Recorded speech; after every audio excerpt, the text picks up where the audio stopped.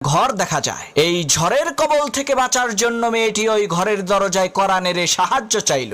একজন টকবগে যুবক ছেলে ঘরের ভেতর থেকে দরজা খুলে সেই সুন্দরী মেয়েটাকে আশ্রয় দিল। এদিকে দিন পেরিয়ে রাত হয়ে যাচ্ছে, কিন্তু ঝড় বৃষ্টি থামার কোনো নামগন্ধ নাই। এমন সময় মেয়েটি দেখতে পেল সেই যুবক ছেলেটি তার হাতের আঙ্গুল মোমবাতির আগুনে পুড়াচ্ছে।